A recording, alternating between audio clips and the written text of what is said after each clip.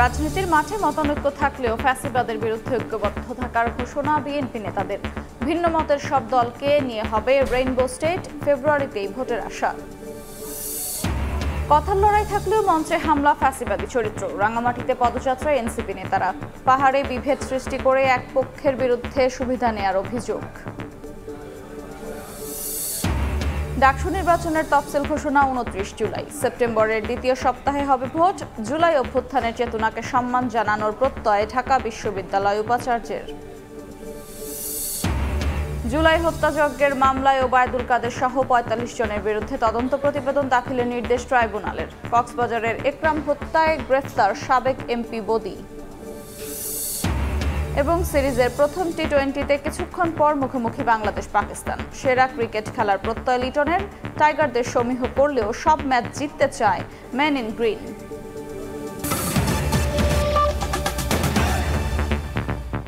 সময় সংবাদের সঙ্গে আছে আমি আফরোজা মৌটুসী। প্রধান উপদেষ্টার প্রতিশ্রুত ফেব্রুয়ারিতে জাতীয় নির্বাচনের মাধ্যমে দেশ গণতন্ত্র উত্তরণের ভিত্তি পাবে বলে আশা প্রকাশ করেছেন বিএনপি মহাসচিব মির্জা ফখরুল ইসলাম আলমগীর।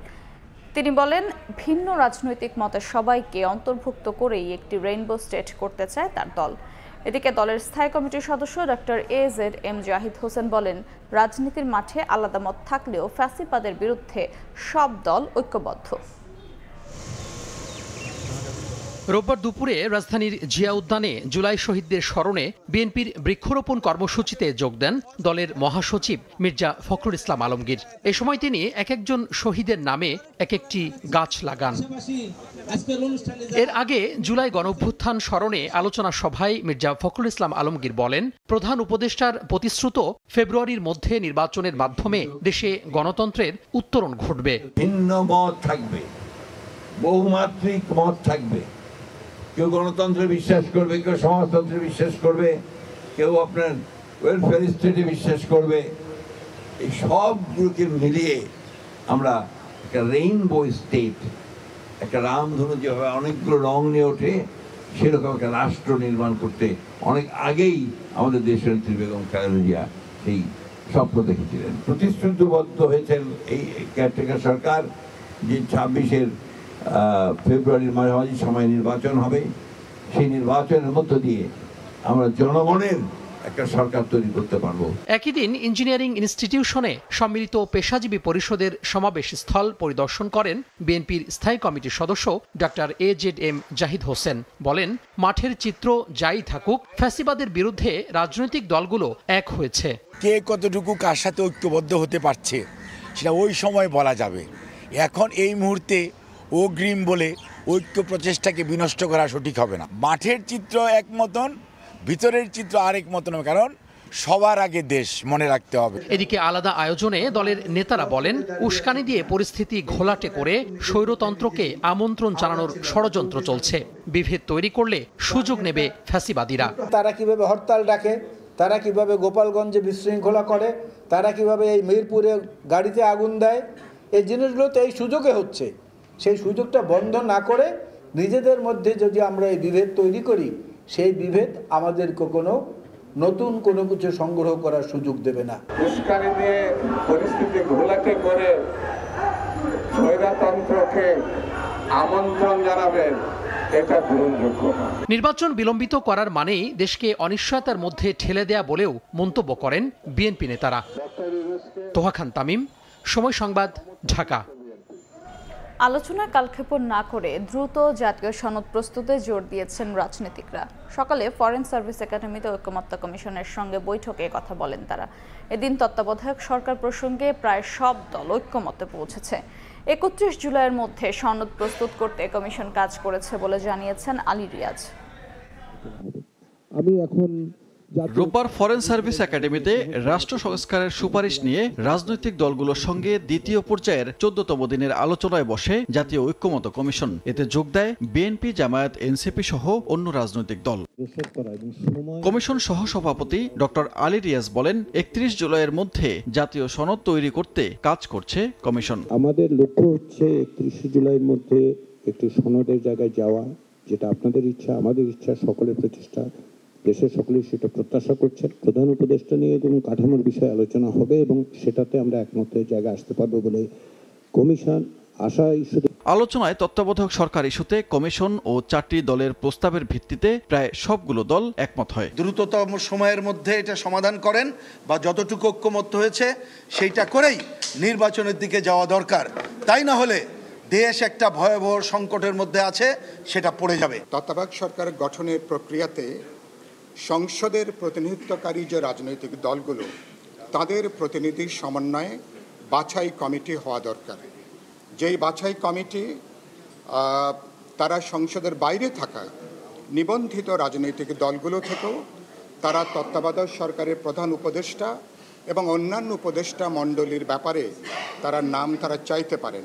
এমনকি নাগরিক সমাজের বিভিন্ন অংশ থেকেও নাম তারা আহ্বান করতে পারে। রাজনৈতিক নেতারা সংসদে যারা প্রতিনিধিত্ব করছেন তারাই এটা সমাধান করবেন, তারাই আসলে বসে এটা গঠন করবেন এবং সেখানে সংসদের প্রধান দল, সংসদের বিরোধী দল, দ্বিতীয় বৃহত্তম রাজনৈতিক দল যারা থাকবেন তারা মতামত দেবেন। মতামত করে 7 জনের একটা প্যানেলের প্রস্তাবের ব্যাপারে একমত হওয়া হয়েছে। রাজনৈতিক সংকট উত্তরণে আলোচনায় কালক্ষেপণ না করে দ্রুত জাতীয় সনদ প্রস্তুত করে নির্বাচনের দিকে যাওয়ার প্রয়োজন বলেও মনে করেন রাজনৈতিক নেতৃবৃন্দ। সানবীর রূপল, সময় সংবাদ, ঢাকা। এই মুহূর্তে ফরেন সার্ভিস একাডেমিতে আছেন রিপোর্টার হাসান ওয়ালি, সরাসরি যাচ্ছি তার কাছে। প্রথম দফার ৪৫টি বৈঠক শেষে আজকে দ্বিতীয় দফার ১৫ নম্বর বৈঠকটি অনুষ্ঠিত হচ্ছে। অর্থাৎ জাতীয় ঐকমত্য কমিশন গঠন করার পর থেকে রাজনৈতিক দলগুলোর সঙ্গে আজকে ৬০তম বৈঠক অনুষ্ঠিত হচ্ছে, যেটি আজকে সকালে ঐকমত্য কমিশন সহসভাপতি অধ্যাপক আলীরাজ বলেছেন যে এ মাসের মধ্যে জাতীয় সনদ তারা প্রতিষ্ঠা করতে চান। সেটি সব রাজনৈতিক দল যেখানে স্বাক্ষর করার কথা রয়েছে সেসব নিয়ে কিন্তু আসলে আলোচনা চলছে। আজকে মূলত তত্ত্বাবধায়ক সরকার গঠন প্রক্রিয়া এবং একজন ব্যক্তি একাধিক পদে অর্থাৎ প্রধানমন্ত্রী, দলীয় প্রধান, সংসদ নেতা পদে থাকতে পারবেন কিনা সেটি নিয়ে মূলত আলোচনা হচ্ছে। এরকম বেশ কিছু বিষয় নিয়ে কিন্তু গত কয়েকদিন ধরে মূলত আমরা দেখছি যে গুরুত্বপূর্ণ বিষয় যেগুলো সংবিধানের সঙ্গে সংশ্লিষ্ট কাঠামো, ক্ষমতা কাঠামোর সঙ্গে সংশ্লিষ্ট বিষয়গুলো নিয়ে আলোচনা হচ্ছে। তত্ত্বাবধায়ক সরকার ইস্যুতে এর আগেও কয়েক দফা বৈঠক হয়েছে যেখানে রাজনৈতিক দলগুলো বিচার বিভাগকে বাইরে রেখে তত্ত্বাবধায়ক সরকার গঠনের ব্যাপারে একমত হলেও কোন প্রক্রিয়ায় সেটি হবে সেটি নিয়ে কিন্তু এখন পর্যন্ত ঐকমত্যে পৌঁছাতে পারেনি। আজকে যে বিষয়ে আলোচনা হচ্ছে আমরা যতটুকু জানতে পেরেছি ঐকমত্য কমিশনের পক্ষ থেকে একটি চূড়ান্ত খসড়া অর্থাৎ রাজনৈতিক দলগুলোর মতামতের পরে যে বিষয়ে তারা এক জায়গায় এসে পৌঁছেছে সেটি তাদের কাছে হস্তান্তর করা হবে, যেটি নিয়ে আগামী দিনে যে বৈঠক অনুষ্ঠিত হবে সেখানে মূলত তত্ত্বাবধায়ক সরকার ব্যবস্থা নিয়ে একটি জায়গায় আসার সম্ভাবনা রয়েছে রাজনৈতিক দলগুলোর। এর বাইরে অন্যান্য যে বিষয়গুলো রয়েছে যেরকম জাতীয় সাংবিধানিক কাউন্সিল যেটি নাম পরিবর্তন করে যেটি হচ্ছে সাংবিধানিক ও সংবিধিবদ্ধ প্রতিষ্ঠানের নিয়োগ কমিটি, সেটিও কিন্তু আসলে এখন পর্যন্ত বাকি রয়েছে। এর বাইরে বিভিন্ন রাজনৈতিক দলের পক্ষ থেকে পেয়ার পদ্ধতিতে নির্বাচনের দাবি করা হচ্ছে, যদিও সেটি ঐকমত্য কমিশনের যে বৈঠকে যে এজেন্ডা বা তাদের যে সমস্যার প্রস্তাবনা সেটিতে নেই।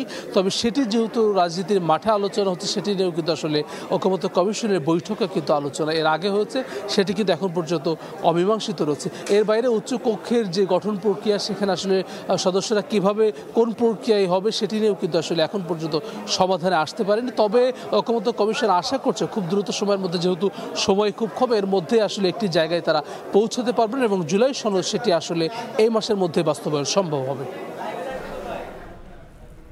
সরাসরি যুক্ত ছিলাম ফরেন সার্ভিস একাডেমিতে। কথার লড়াই থাকলেও মঞ্চে হামলা ফ্যাসিবাদী চরিত্র বলে মন্তব্য করেছেন এনসিপি নেতারা। সব ভাষা ও জাতিগোষ্ঠীর সম্মিলনে নতুন বাংলাদেশ করার প্রত্যয় তাদের। সব জনপদের মানুষের অধিকার নিশ্চিতে কাজ করবে জাতীয় নাগরিক পার্টি। পাহাড়ি জনপদ রাঙামাটিতে জুলাই পদযাত্রায় একথা বলেছেন নেতারা।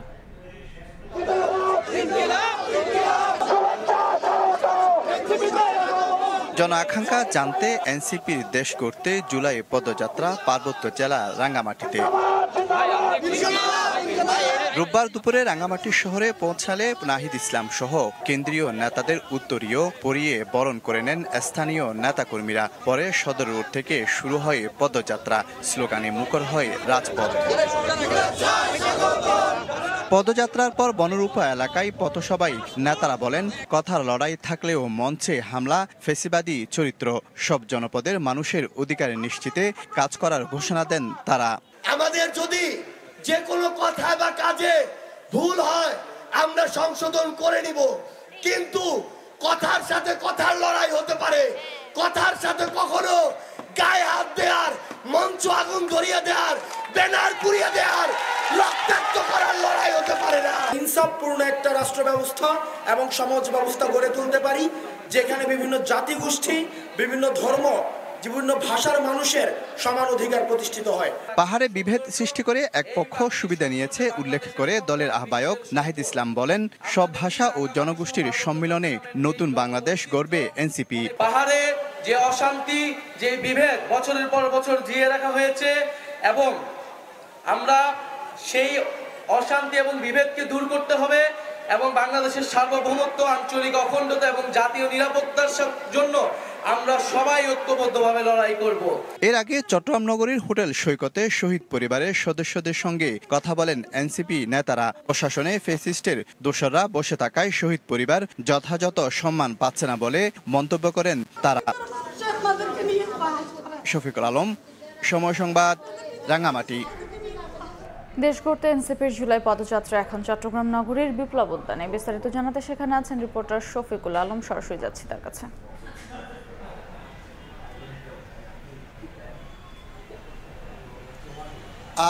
জন আকাঙ্ক্ষা জানতে জাতীয় নাগরিক পার্টি এনসিপির যে জুলাই পদযাত্রা, সেই পদযাত্রা রাঙ্গামাটি থেকে শেষ করে তারা চট্টগ্রামে ঢুকেছে। কিছুক্ষণ পরে কিন্তু যে বিপ্লব উদ্যান রয়েছে 2 নম্বর গেট, এখানে কিন্তু কেন্দ্রীয় নেতারা হাসনাত, নাহিদ, সার্জিস, সামন্ত এবং নাসিরউদ্দিন পাটোয়ারি সহ সবাই এখানে আসবেন এবং এখানে ইতিমধ্যে কিন্তু যে চট্টগ্রামে যে ওয়ার্ডগুলো রয়েছে, বিশেষ করে 41টি ওয়ার্ডে এবং যাদের যে কমিটিগুলো রয়েছে এনসিপি, বৈষম্য ছাত্র আন্দোলন, ছাত্র সংসদ এবং যুবশক্তি, সেই সংগঠন অঙ্গ সংগঠনের নেতাকর্মীরা ইতিমধ্যে আসছেন বিভিন্ন জায়গা থেকে। তবে কিছুক্ষণ পরে কেন্দ্রীয় নেতারা আসবেন।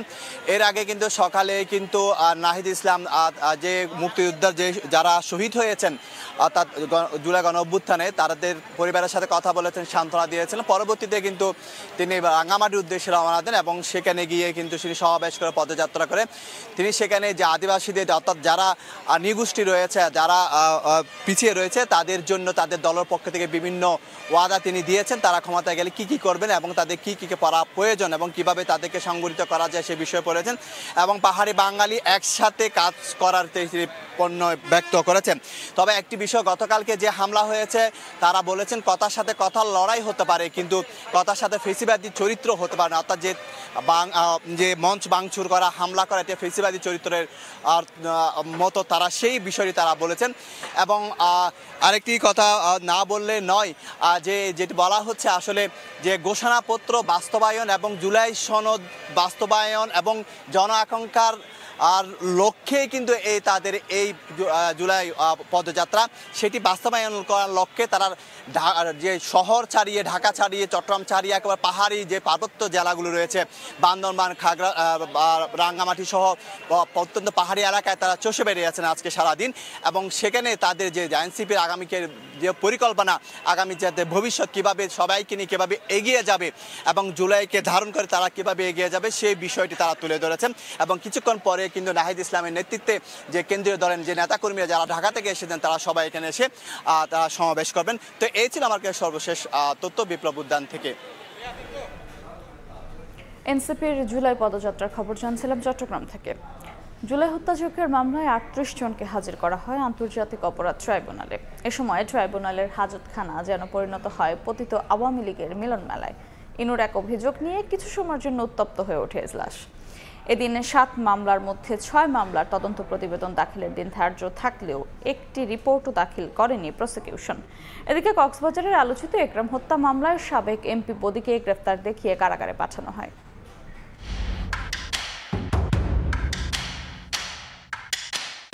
জুলাই আগস্টের হত্যাযজ্ঞের বিচারে সবচেয়ে বেশি সংখ্যক আসামিকে রোববার হাজির করা হয় আন্তর্জাতিক অপরাধ ট্রাইব্যুনালে। 9 মন্ত্রী, 2 উপদেষ্টা, অবসরপ্রাপ্ত বিচারপতি সহ এদিন কাঠগড়ায় তোলা হয় 38 জনকে। ট্রাইব্যুনালের হাজতখানা পরিণত হয় পতিত আওয়ামী লীগ নেতাদের মিলন মেলায়।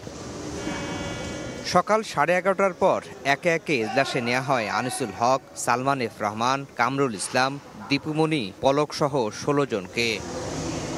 বিচার কার্যক্রম শুরু হওয়ার আগেই হাসানুল হক ইনুর আইনজীবী আদালতকে বলেন কথা বলতে চান ইনু।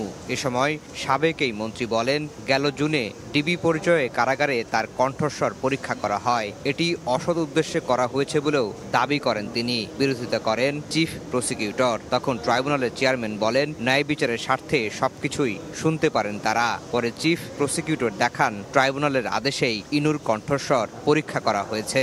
কারাগারের অভ্যন্তরে তার ভয়েস রেকর্ড করা হয়েছে। তো কি উদ্দেশ্যের ভয়েস রেকর্ড করা হয়েছে এবং কেন রেকর্ড করা হয়েছে এ বিষয়ে আমি তার নিয়োজিত আইনজীবী বা আমার সাথে যারা ছিলেন তারা কেউ অবগত ছিলেন না, বা মাননীয় ট্রাইব্যুনালে এরকম কোনো নির্দেশনা ওনার কাছে প্রদর্শিত না হওয়ায় ওনার শঙ্কা যে এটা অসৎ উদ্দেশ্যে হতে পারে। ট্রাইব্যুনালের একটি আদেশ নিয়ে তদন্ত সংস্থা জেলখানাতে ওনার ভয়েস টেস্ট করেছে, ভয়েসের একটা স্যাম্পল নিয়েছেন। এটা একটা আইনগত কাজ করেছেন, এটা কোনো অভিযোগের বিষয় না। পরে এই 12 মন্ত্রী, প্রতিমন্ত্রী সহ 45 জনের তদন্ত শেষ করতে সময় চেয়ে চিফ প্রসিকিউটর বলেন, তদন্ত প্রায় শেষ পর্যায়ে, তবে এই 45 জনকে ভিন্ন ভিন্ন মামলায় আনুষ্ঠানিক অভিযোগপত্র দেওয়া হবে। আমরা ইতোমধ্যে বেশ কয়েকজনের বিরুদ্ধে তদন্ত প্রতিবেদন হাতে পেয়েছি এবং ফরমাল চার্জ দাখিলের মাধ্যমে মামলাও চলমান রয়েছে। আবার এই 3 মাসের মধ্যে আমাদের আরও বেশ কিছু আসামির বিরুদ্ধে সেপারেট তদন্ত প্রতিবেদন আমরা হাতে পাবো বলে তদন্ত সংস্থা আমাদেরকে জানিয়েছে। এদিন প্রথমবারের মতো ট্রাইব্যুনালে হাজির করা হয় কক্সবাজারের সাবেক এমপি আব্দুর রহমান বদিকে। তাকে আলোচিত একরামুল হত্যা মামলায় গ্রেফতার দেখানো হয়েছে। বদিকে জিজ্ঞাসাবাদের অনুমতিও দিয়েছেন বিশেষ আদালত। আব্দুর রহমান বদি সাহেবকে আজকে এই মামলায় গ্রেফতার দেখিয়ে কারাগারে প্রেরণ করা হয়। এদিকে হাজিরার দিন ধার্য থাকলেও আসামি থেকে রাজসাক্ষী হওয়া সাবেক আইজিপি মামুনকে ট্রাইব্যুনালে আনা হয়নি। তবে আলাদা আরও 5 মামলায় সাবেক মেয়র আতিকুল ইসলাম সহ আইন শৃঙ্খলা বাহিনীর আরও 21 জনকে হাজির করা হয়। সবগুলো মামলা তদন্ত রিপোর্ট দাখিলের জন্য নতুন তারিখ ধার্য করা হয়েছে। আফজাল হোসেন, সময় সংবাদ, ঢাকা। রক্তাক্ত জুলাইয়ের 20 তারিখে শিক্ষার্থীদের ঘরে ফেরাতে দেশ জুড়ে কারফিউ জারি ও সেনা মোতায়েন করা হয়। রাস্তায় কাউকে দেখা মাত্রই গুলির নির্দেশনা দেওয়া হয় এদিন থেকে। তবে তাতেও রোধ করা যায়নি তারুণ্যের জোয়ারকে। দিনভর সংঘর্ষে নিহত হয় 26 জন। এদিকে পরিস্থিতি স্বাভাবিক না হওয়া পর্যন্ত কারফিউ চলবে বলে ঘোষণা দেন তৎকালীন স্বরাষ্ট্রমন্ত্রী। কেমন ছিল গত বছরের এই দিন, জানাবেন মাইমুনা হায়দার চৌধুরী।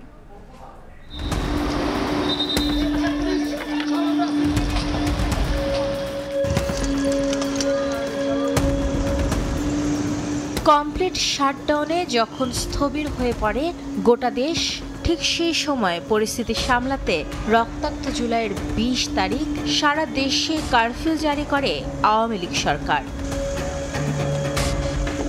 এর আগে গণভবনে 14 দলের বৈঠকের পর ওবায়দুল কাদের ঘোষণা দেন, কারফিউয়ের নিয়ম অনুযায়ী রাস্তায় দেখা মাত্রই গুলি করা হবে।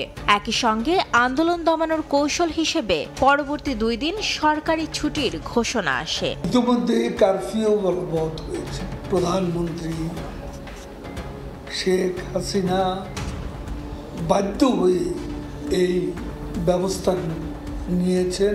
কারফিউ চলাকালীন সারা দেশে যানবাহন চলাচল বন্ধ থাকলেও ঢাকা সহ দেশের কয়েকটি স্থানে আইন শৃঙ্খলা বাহিনীর সঙ্গে সংঘর্ষে 26 জন নিহত হয়।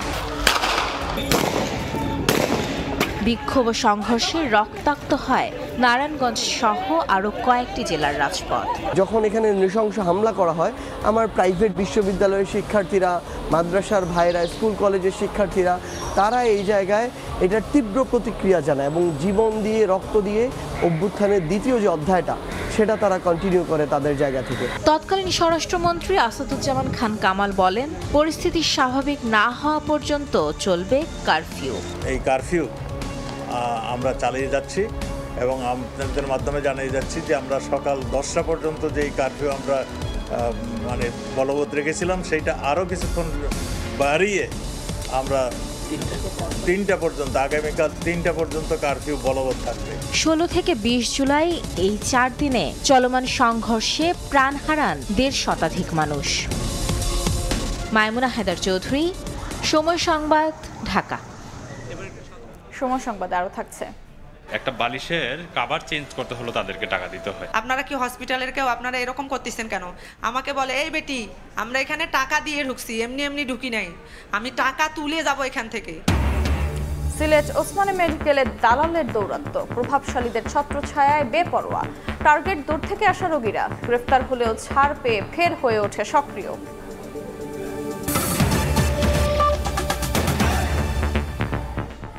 ঢাকা বিশ্ববিদ্যালয়ের কেন্দ্রীয় ছাত্র সংসদ ডাকসু নির্বাচনের তফসিল ঘোষণা করা হবে 29 জুলাই, আর নির্বাচন হতে পারে সেপ্টেম্বরের দ্বিতীয় সপ্তাহে। ঢাকা বিশ্ববিদ্যালয়ের সিনেট ভবনে নির্বাচনের তফসিল নিয়ে চূড়ান্ত সভায় এই সিদ্ধান্ত নেওয়া হয়।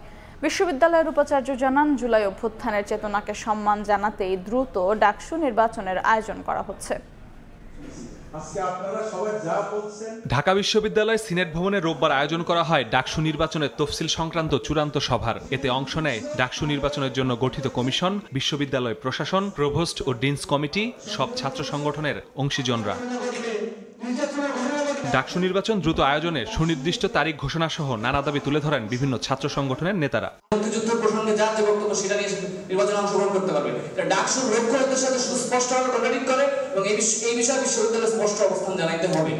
স্যার আপনারা ঘোষণা দিবেন অমুক তারিখে ডাকসু হবে, এইভাবে sir second week third week বলে শিক্ষার্থীদেরকে সাথে বারবার প্রতারণা করা স্যার এটি কখনো প্রত্যাশিত না। নারী শিক্ষার্থীদের নিরাপত্তার বিষয়টা নিশ্চিত করা, নারী প্রার্থী যারা তাদের সাইবার বুলিংটা যেন নিয়ন্ত্রণ করে বিশ্ববিদ্যালয় প্রশাসন। ছাত্রদলের পক্ষ থেকে দাবি করা হয় মুক্তিযুদ্ধ ও 24-এর গণ অভ্যুত্থান বিরোধী কোনো ছাত্র সংগঠন যাতে নির্বাচনে অংশ নিতে না পারে, আর ছাত্র শিবিরের পক্ষ থেকে তাদের নির্বাচনে অংশ নেওয়ার যৌক্তিকতা তুলে ধরা হয়। 1971 সালে যারা মহান মুক্তিযুদ্ধের বিরোধিতা করেছিল তাদের যদি কোনো ছাত্র সংগঠন থেকে থাকে এবং একই সাথে 24শে জুলাই আগস্ট গণ অভ্যুত্থানের সাথে যারা জড়িত তারা এই নির্বাচনে অংশগ্রহণ করতে পারবে কিনা এই বিষয়ে আমরা বিশ্ববিদ্যালয় প্রশাসনের কাছে জানতে চেয়েছি। ছাত্র শিবিরের ব্যাপারে যে রেগুলার পরিবেশ পরিষদ বা অন্যান্য ইস্যু থাকে সেগুলোর ব্যাপারে কোনো সংগঠন অভিযোগ দিয়েছে, লিগ্যাল জায়গা থেকে কথা বলেছে যে একতে এদের কোনো ডকুমেন্ট নাই, আবার দ্বিতীয়ত একটা লিগ্যাল অথরিটিও নাই, সিনেট, সিন্ডিকেট, একাডেমিক কাউন্সিল, এই তিনটার বাইরে অন্য কোনো এই সেম অভিযোগ সেম ক্লারিফিকেশন রয়েছে। পরে ডাকসু নির্বাচনের জন্য গঠিত কমিশন 29 জুলাই তফসিল ঘোষণার দিন নির্ধারণ করে। পাশাপাশি সেপ্টেম্বরের দ্বিতীয় সপ্তাহে হতে পারে নির্বাচন। ডাকসু নির্বাচনের পাশাপাশি সম্প্রতি ঢাকা বিশ্ববিদ্যালয়ে ঘটে যাওয়া হত্যা ও নিষিদ্ধ ছাত্রলীগের ব্যাপারে ব্যবস্থা নেওয়া হচ্ছে বলে জানান উপাচার্য।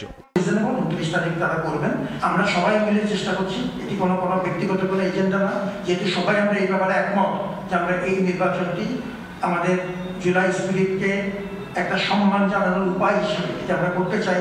এদিকে ডাকসু নির্বাচন সুনির্দিষ্ট তারিখ ঘোষণার দাবিতে রেজিস্ট্রার ভবনের সামনে অবস্থান কর্মসূচি পালন করেছে ছাত্র অধিকার পরিষদ। শিডিউল দিচ্ছি, এই যে রূপরেখা দিচ্ছি, রূপরেখার শিডিউল দিচ্ছি, তফসিলের রূপরেখা দিচ্ছি, নানান রকম টার্মের খেলার ভিতরে ফেলে দিয়ে তারা টাইম কিল করতেছে। পাশাপাশি ডাকসু নির্বাচন বানচালে একটি পক্ষ ষড়যন্ত্র করছে বলে অভিযোগ আন্দোলনকারীদের।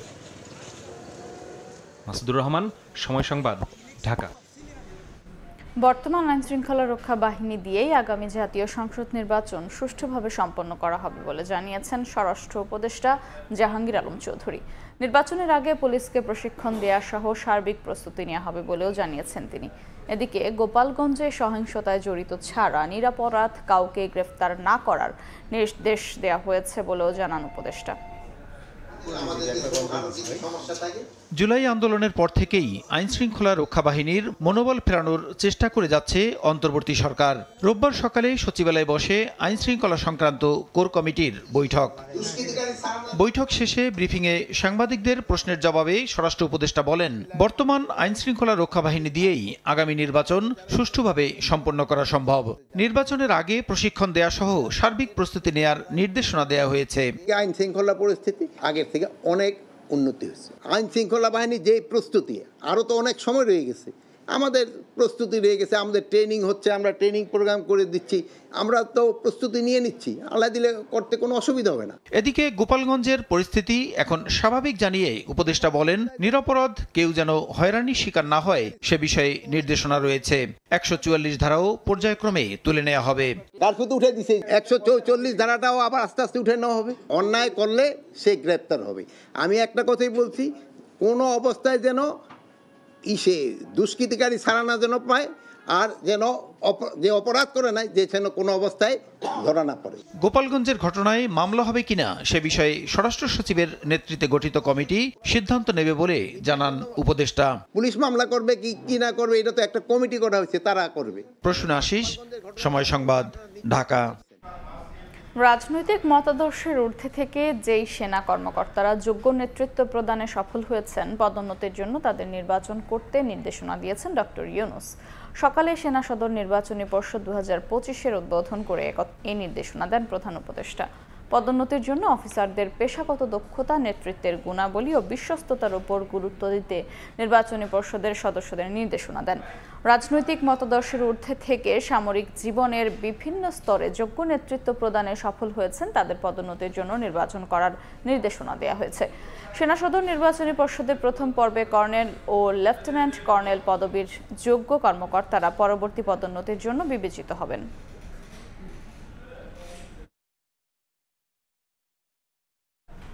দুদকের তদন্ত চলাকালেই যুক্তরাজ্যে সম্পদ বিক্রির চেষ্টা করছেন শেখ হাসিনার ঘনিষ্ঠ কয়েকজন।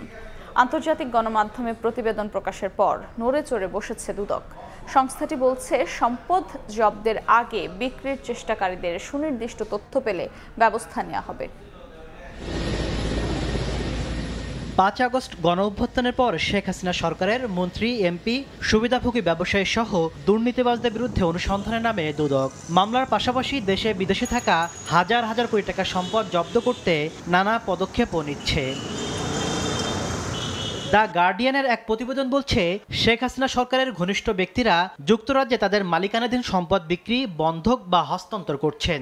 দেশটির জমি নিবন্ধন প্রতিষ্ঠানের তথ্য মতে গত বছর সম্পদ বিক্রির অন্তত 20টি আবেদন জমা পড়েছে। তার উপর অর্পিত দায়িত্ব যথাযথভাবে এ বিষয়ে দুদক মহাপরিচালক জানান, সুনির্দিষ্টভাবে তথ্য পেলে সেসব সম্পদ বিক্রি বন্ধের উদ্যোগ নেওয়া হবে। যেগুলো এখান থেকে পাঠানো হয়েছে সেগুলির প্রেক্ষিতে তারা কাজ করছে। এই ক্ষেত্রে কোনো সুনির্দিষ্টভাবে যদি আপনি বলতে পারেন যে হ্যাঁ অমুকের এই সম্পত্তিটা ব্যাহত হয়েছে, তাহলে সেই ক্ষেত্রে পরবর্তী করণীয় নির্ধারণ করা যাবে। এদিকে পদোন্নতি প্রদানে দুর্নীতির অভিযোগে সাবেক শ্রম প্রতিমন্ত্রী বেগম মুন্নুজান সুফিয়ান ও শ্রম অধিদপ্তরের পরিচালক মিজানুর রহমানের বিরুদ্ধে চার্জশিটের অনুমোদন দিয়েছে দুদক।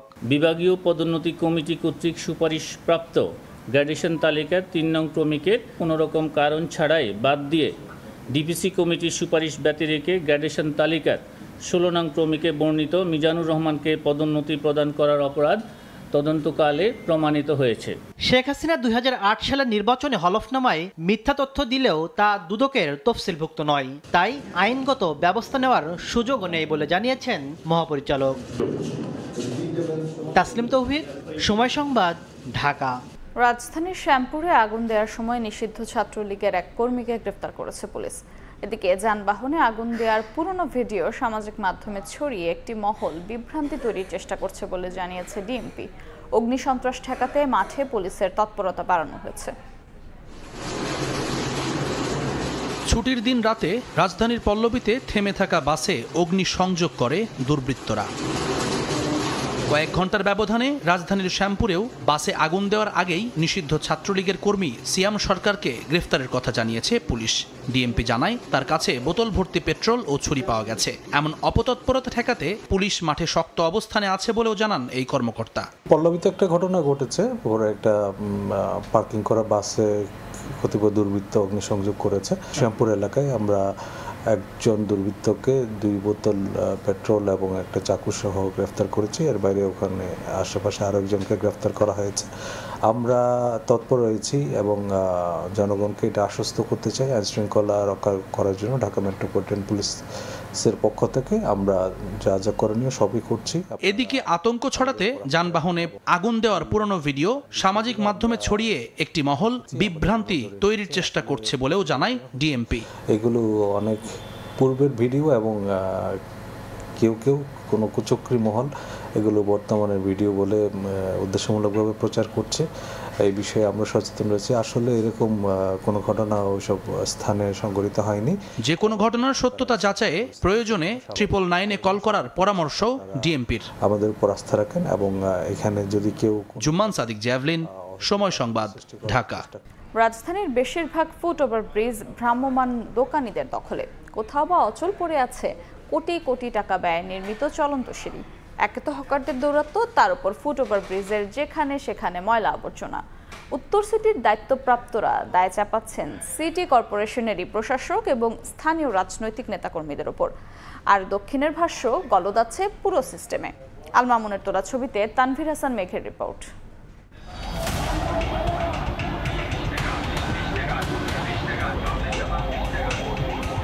এজন্য আস্ত এক বাজার, কাঁচা বাজার বাদে সব ধরনের পণ্যের পসরা নিয়ে বসেছেন হকাররা। স্যান্ডেল থেকে শুরু করে কানের দুল সবই পাওয়া যায় এক ছাদের নিচে। এই চিত্র রাজধানীর ফার্মগেটের ফুটওভার ব্রিজের। তবে শুধু ফার্মগেট নয়, রাজধানীর বেশিরভাগ ফুটওভার ব্রিজের দশাই এইরকম। শুধু দখল নয়, সিঁড়ি জুড়ে যেখানে সেখানে পড়ে আছে ময়লা আবর্জনা। অনেক জায়গায় গড়ে উঠেছে ছিন্নমূল মানুষের আবাসস্থল। এটা মনে হয় একটা ছোট বাজার আর কি। ব্রিজের দুপাশে কিন্তু ওই হকাররা কিন্তু বসে কিন্তু তাদের অবৈধ ব্যবসা করতেছে। গায়ের সঙ্গে গা লেগে যায় মানুষের, ওভাবেই পাস করিয়ে।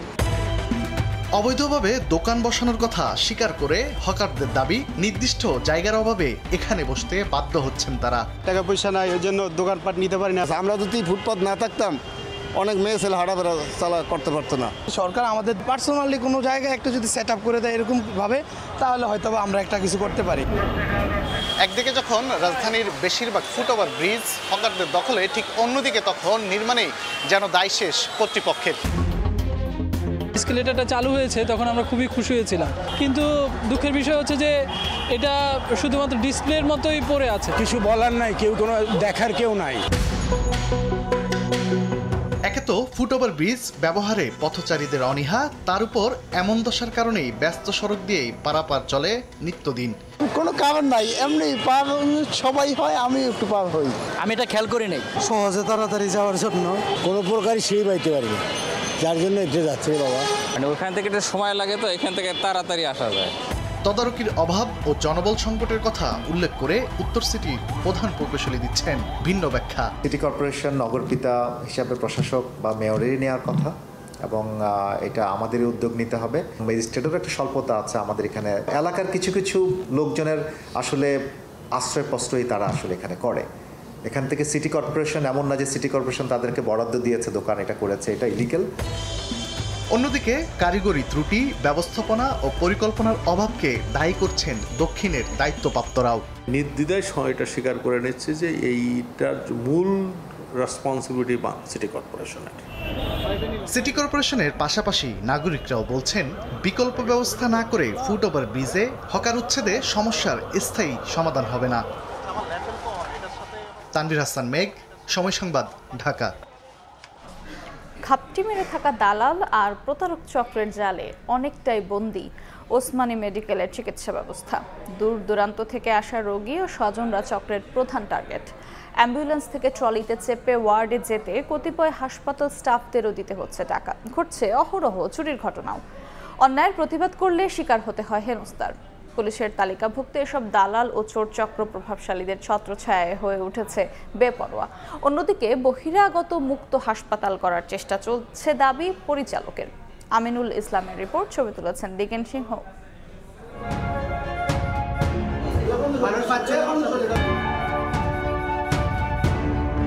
সিলেটের ওসমানী মেডিকেল কলেজ হাসপাতাল নিম্ন আয়ের মানুষের চিকিৎসার অন্যতম ভরসাস্থল। তবে হাসপাতালে ঢুকলেই দালাল ও প্রতারকদের খপ্পরে পড়া রয়েছে বিস্তর অভিযোগ। ক্যামেরায় ধরাও পড়েছে হাসপাতালের ভেতরে তাদের উপস্থিতি। প্রতিনিয়ত ঘোরাঘুরি করা এসব ব্যক্তি কেউ রোগীর স্বজন নয় চিকিৎসা সেবার সঙ্গে যুক্ত। রোগীর ব্যবস্থাপত্র সংগ্রহ করে ঔষধ কিনে দেওয়ার নাম করে সর্বস্ব লুটে নেয়াই তাদের কাজ, যাদের প্রতারণার শিকার হয়েছেন অনেকেই। সিকিউরিটি গেটম্যানদেরকে টাকা দিতে হয়, একটা বালিশের কভার চেঞ্জ করতে হলো তাদেরকে টাকা দিতে হয়। ডাক্তার লিখে দিছে অক্সিজেনের জিনিসগুলা, ওগুলো আমি আনছিলাম, ওনারা এগুলা লাগায় নাই। এই চক্রের কাছে অসহায় হাসপাতালের কর্মকর্তা কর্মচারীরাও। প্রতিবাদ করলেই হতে হয় হামলা শিকার। এ ঘটনায় মামলা করে উল্টো মিলছে হুমকি। এইমাত্র আমি জামিন নিয়ে পত্রিকা আইছি, ঠিক আছে?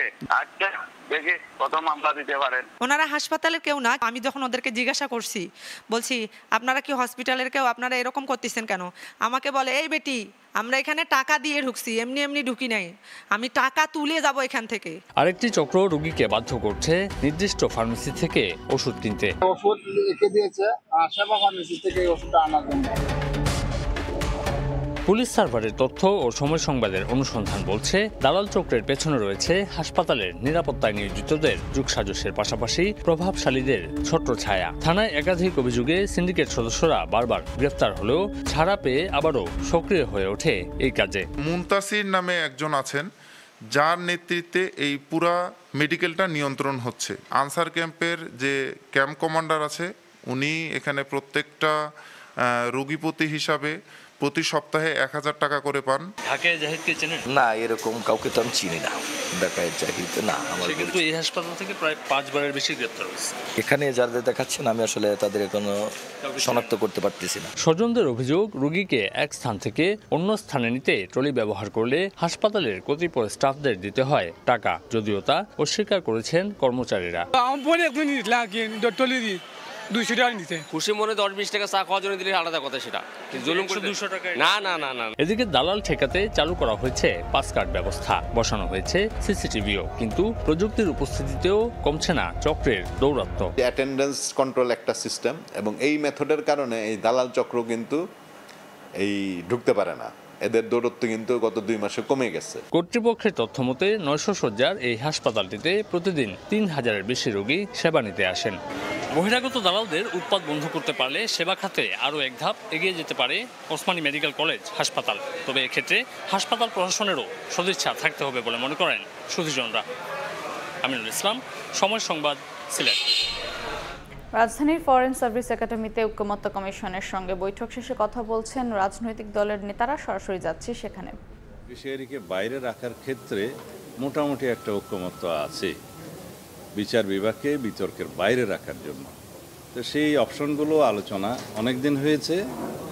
আজকে একটা ড্রাফট মোটামুটি সবার মতামতের প্রেক্ষিতে ঐক্যমত্য কমিশন থেকে প্রণয়ন করা হয়েছে, কিন্তু সেইখানেও কোনো অবজারভেশন আছে কিনা, ছোটোখাটো কোনো সংশোধনী আনতে হবে কিনা, সেটা যার যার দলীয় ফোরামে আলোচনা করে আগামীকালকে পরশুদিন সকালে উপস্থাপনের জন্য ওনারা সময় নির্ধারণ করেছেন।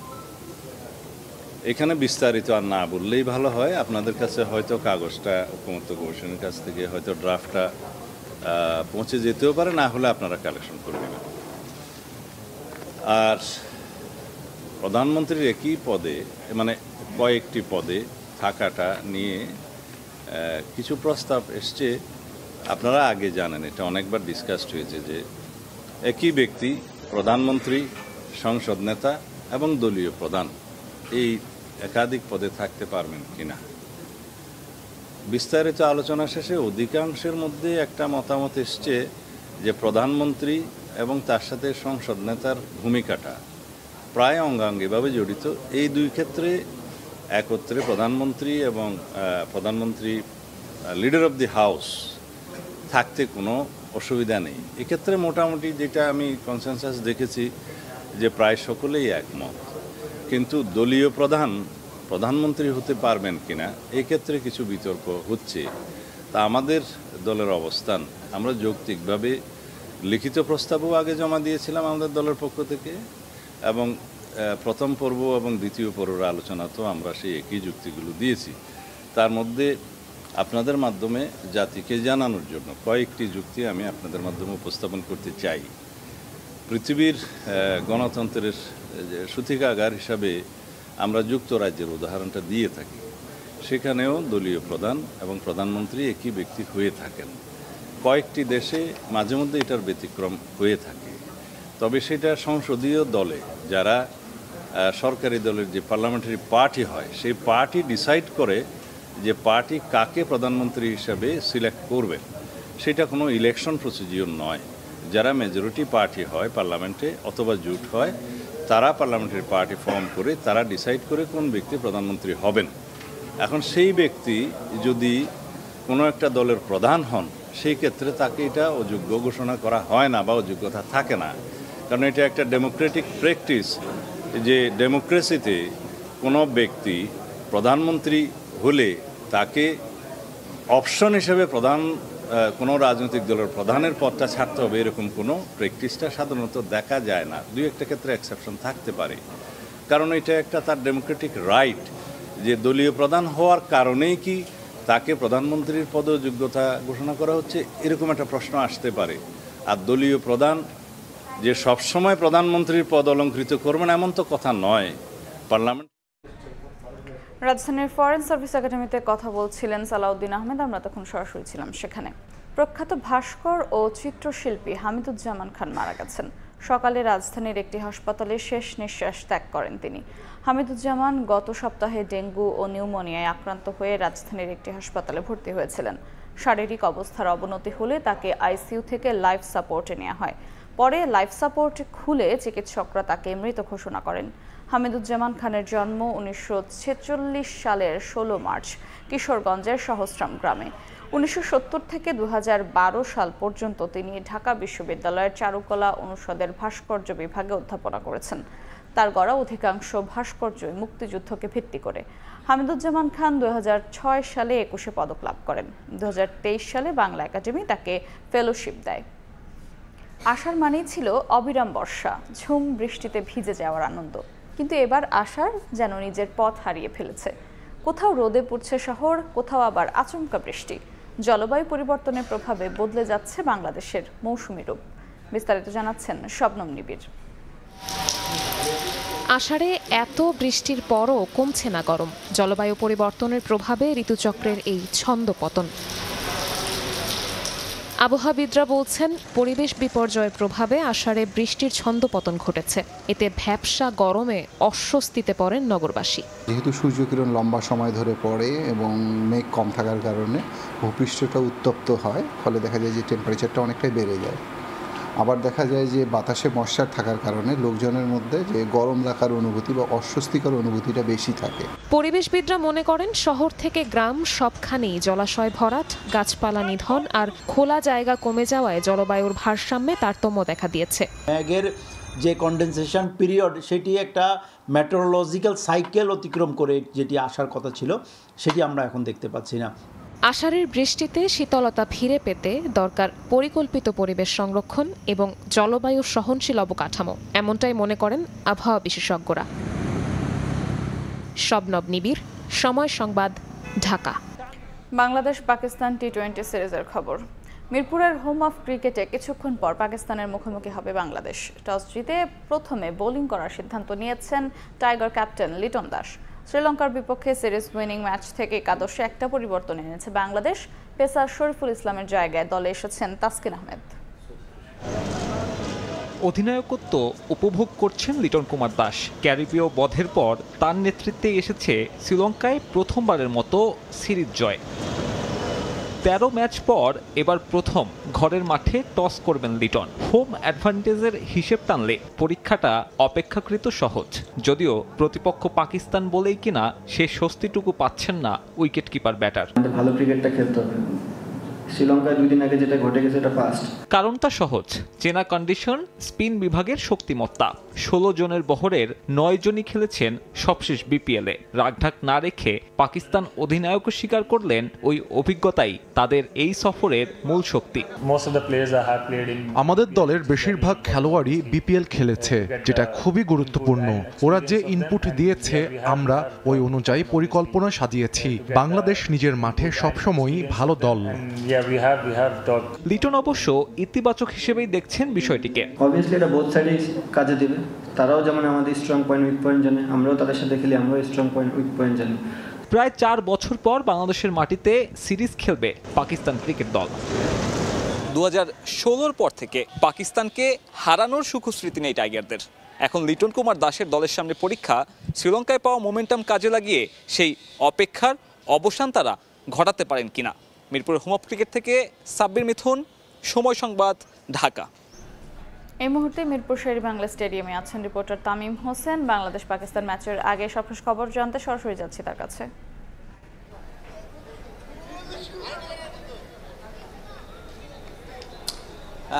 9 ম্যাচ পর টস জিতলেন লিটন দাস। আসলে সংযুক্ত আরব আমিরাতের বিপক্ষে সিরিজ, এরপর শ্রীলঙ্কা, আসলে ওই 6টি ম্যাচে এর আগে আসলে টসের জয়ের মুখটা খুব কম দেখেছে বাংলাদেশ, কিন্তু আজকে টসে জিতে ফিল্ডিংয়ের সিদ্ধান্ত নিয়েছে। তবে এই সিদ্ধান্তটা অবশ্যই যৌক্তিক, কেননা আমরা যদি বলি যে আসলে লম্বা সময় পর মিরপুরে আবারও ক্রিকেট ফিরেছে, তো সেই জায়গা থেকে বাংলাদেশ আজকে যেই টস জিতে ফিল্ডিংয়ের সিদ্ধান্ত নিয়েছে এটা অনেক ভালো একটা সিদ্ধান্ত, কেননা লম্বা সময় এখানে কোনো খেলা নেই। এছাড়া আজকে যদি উইকেটটাও একটা বড় ফ্যাক্টর হতে পারে। এখানে একটা স্পোর্টিং উইকেটের কথা বলেছেন পরিচালকরা, তবে মিরপুরের উইকেট বৈচিত্র্যময় উইকেট, যে কোনো সময় যে কোনো কিছু হতে পারে। তো বাংলাদেশ কিন্তু ফিল্ডিংয়ের সিদ্ধান্তটা নিয়েছে। তো সেই জায়গা থেকে যদি বলি যে আসলে আজকে বাংলাদেশের একটা ভালো সুযোগ আছে দারুণভাবে শুরু করার। আবার আমরা যদি দর্শকদের কথা বলি, যে মাঝখানে একটা কিন্তু কথা হয়েছিল যে আসলে বাংলাদেশের ক্রিকেট থেকে দর্শকরা ধীরে ধীরে মুখ ফুরিয়ে নিচ্ছেন, কিন্তু আজকে দর্শকরা প্রমাণ করেছেন তারা কিন্তু মাঠে আসছেন এবং অনেক দর্শকই কিন্তু ইতিমধ্যে মাঠে এসেছেন। এখনো খেলা শুরুর প্রায় 10-15 মিনিটের মতো আছে, তো এরপর কিন্তু বাংলাদেশ খেলা শুরু করেছে, তো দর্শকরা কিন্তু আসছে। তো আমরা যদি বলি এর আগে টিকিট নিয়ে কিন্তু নানা ধরনের ঝক্কি ঝামেলা পোহাতে হয়েছে দর্শকদের। কিছু দর্শকরা কিন্তু আসলে অভিযোগ করেছেন যে আসলে অনলাইনে যারা টিকিট কিনতে পেরেছেন তারা তো কিনেছেনই, এছাড়া যারা আসলে অনলাইনের বিষয়টা জানেন না, আসলে অনলাইনে কিভাবে টিকিট কিনতে হয়, কারণ আমরা জানি যে বাংলাদেশের শতভাগ শিক্ষিত মানুষ নেই, কিছু অল্প শিক্ষার মানুষ আছেন যাদের কাছে এই টিকিটটা ক্রয় করা বা অনলাইনে কিভাবে টিকিটটা কিনতে হয় এই প্রসেসটা তারা জানেন না।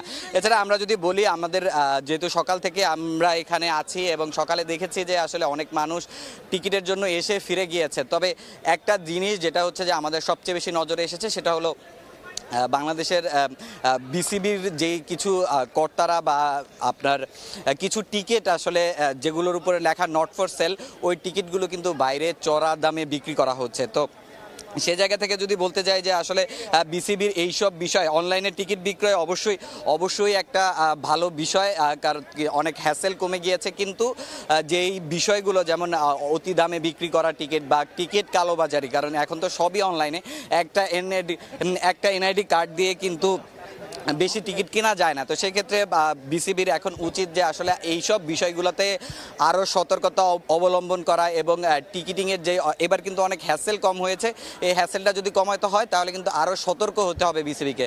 তো মিরপুর শেরেবাংলা ক্রিকেট স্টেডিয়াম থেকে বাংলাদেশ পাকিস্তান প্রথম টি-20 নিয়ে এই ছিল আমার কাছে সবশেষ তথ্য। সরাসরি যুক্ত ছিলাম মিরপুর শেরেবাংলা স্টেডিয়ামে। এ পর্যায়ে শীর্ষ সংবাদ জানিয়ে দিচ্ছি আরেকবার। রাজনীতির মাঠে মতানৈক্য থাকলেও ফ্যাসিবাদের বিরুদ্ধে ঐক্যবদ্ধ থাকার ঘোষণা বিএনপি নেতাদের। ভিন্ন মতের সব দলকে নিয়ে হবে রেইনবো স্টেট, ফেব্রুয়ারিতেই ভোটের আশা। কথার লড়াই থাকলেও মঞ্চে হামলা ফ্যাসিবাদী চরিত্র। রাঙামাটিতে পদযাত্রায় এনসিপি নেতারা। পাহাড়ে বিভেদ সৃষ্টি করে এক পক্ষের বিরুদ্ধে সুবিধা নেয়ার অভিযোগ।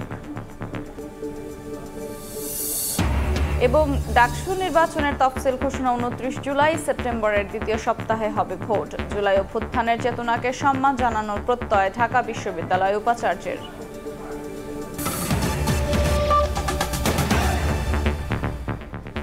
এই ছিল সময় সংবাদে, সঙ্গেই থাকুন সময়ের।